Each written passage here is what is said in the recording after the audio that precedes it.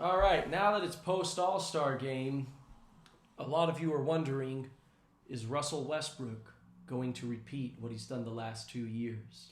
Or is he just old and washed up? Okay, maybe you guys weren't Yeah. thinking that, but we have some stats for you that's pretty interesting. So in 2020 on the Rockets, before the All-Star game, the Rockets were 33-20, winning 62.3% of their games, and they were the 5th seed. Post All-Star break, which was kind of weird because this also includes the 8 games in the bubble, Yeah. which they lost a lot of them because it was like locked Yeah. in. But anyways, they went 11-8, winning 57.9%, and then ended up the 4th seed. So they went from 5th to 4th, moved up, and they ended up winning 6 games post All-Star break, which was their second longest win streak of the whole season. 2021, Westbrook's on the Wizards. They have a 14-20 record going into the All-Star break, which is 41.2%. Yeah, they were pretty off. They were the 12th seed. Yeah. Then post All-Star break, they go 20-18, winning 52.6% of the games and propel themselves up to the 8th seed and went on an 8-game winning streak, which was by far the best of the whole season. So, right now, currently, the 2022 Lakers are 27-31, which is 46.6%, and they're the 9th seed. So, could they go up 4 seeds like they did last year, or could they possibly go down 4 seeds and become the second worst team in the NBA? Could they be competing with the Thunder and Rockets and Pistons for the number 1 draft pick? Whoever has that, I guess it's the Pelicans who have that draft pick, don't they? Oh, they do, that's right. So this works out well for them. So right now, currently at this moment, they have 22 remaining games left. Probably by the time this video gets posted, that will change. Yeah. But as of right now, it's March 1st. As of right now, it's March 1st. They have 22 games left. They're set to play the Mavericks later tonight. We could just go ahead and chalk that up to another loss. Yeah. Anyways, so... And it's nationally televised, so you know... Oh, 100%. Yeah, it's going to be a blowout. Anyways, so for the Lakers to get to the 6th seed, they are 8.5 games behind. So for them to make it there, they would have to win approximately 20 of their 22 games. Yeah. So go 20-2, and... odds of that happening... I'm going to say 0. Yeah, no. Especially with no AD, maybe if... And the number 1 hardest schedule remaining. Yeah. So to get to the 7th seed and past the Timberwolves, they're 5 games behind them. They'd have to go 19-3, which I actually can't believe they're that far behind the Timberwolves. And that's to still be in the play-in. If they were to to make the top. That's to get home court advantage in the play-in. Yeah. Guaranteed. And so only lose 3 more games, still in the play-in. Yeah. Now to get to the 8th seed, unfortunately, because they've lost to the Clippers, they can't tie with them. Yeah. Because they've lost to them like two out of the 3. Or both times. They've lost both times, and I can't remember how many more they play. They play them one more time. They play them one more time? Or 2 more? 1 or 2 more times. I don't know, but they've lost like the last 6 games to the Clippers. For some reason, they can't beat them regardless of if they have Kawhi or not. Anyway, so they have to be better. They're 3.5 games behind the Clippers. They would have to go about 15-7, which I think, okay, they could do that. Yeah, the possibility.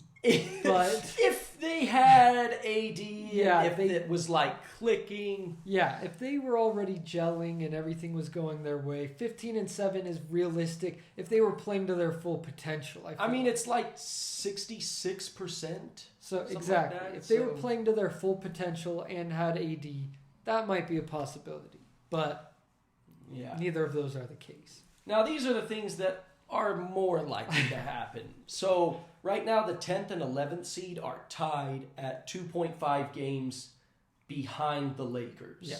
So the Lakers, to lose their current spot, they would need to go about 9-13. Which is basically what they've been doing all season. Considering they're like 3-7 in their last 10. Or 2-8 now or something. Oh, is it 2-8? Oh, gosh. I mean, they've won 1 game out of their last 7, I think. Oh, wow. And that was to the Jazz. They won. And so that's to out of the play-in tournament.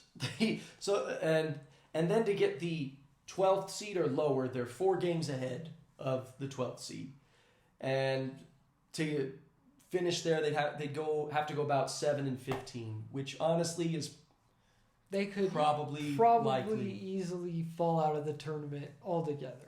Knowing this, how do you think it's going to shape up for LeBron and the Lakers? To be honest, I think they will stay either the 9th or the 10th seed. Yeah. I don't think they'll drop all the way, just because the teams there have to, like the teams already in the 11th or the 12th seed would have to have that much better of a record. Yeah. And considering that's the Trailblazers and the Spurs? Pelicans. Oh, Pelicans are 10th. Pelicans and the Spurs. I don't know. So think about this, though.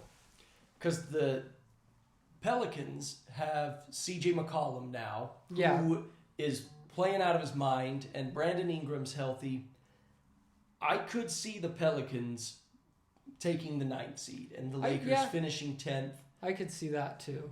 And here's my wonder or what I'm wondering, because I know LeBron wants to go for Kareem's record. Yeah. So at this point in the season, do you just say, all right, LeBron, get 30 a night and help yourself get closer to beating that record? Or do you say, hey, you kind of been having a nagging knee injury. Are we packing it in for the season because we know? I don't think they would do that just because LeBron still wants to score points and get numbers. See, the fan in me says they could stay 9th. I don't think they could get any better. No, I don't think they could have home court advantage for that 9-10. Yeah. I think this is best case scenario to me is the Lakers stay 9th seed, and then we see a legendary game from LeBron in that 9th, 10th seed matchup, and they win. Then the 9th and 8th or 7th seed matchup, another legendary game from LeBron, and then that's where the magic would end, and they would get swept by the Suns. I mean, I think best case scenario, you get AD back, you finish the 9th seed, or even you finish the 8th seed once AD gets back somehow, and then you go on to be the 7th seed. This is best case scenario. Oh, so they pass the Clippers. They beat them in the healthy. and then they beat the Timberwolves. Yes, go on to be 7th, and then pray that the Grizzlies get the 2nd seed over the Warriors because they're only like 1 game behind. That's true. And then hope that with your veterans, you can beat the young guys who have basically no experience in the playoffs. Yeah. I mean, I think that's best case scenario. Even though the Lakers have been destroyed soundly by the Grizzlies in all 3 games. But I mean, the playoffs is a lot different. Yeah. But it's the Lakers, so they Ja Morant did just score 52, so yeah. And the Lakers don't have anyone to guard him. No. So anyways, I would love, as a Russell Westbrook fan, I would love for this all-star turnaround that we've seen the last 2 years, but I so think far, with the luck they've had, it's just not going to happen. So now this leads to the question, what will LA do next, and what will LeBron do next year?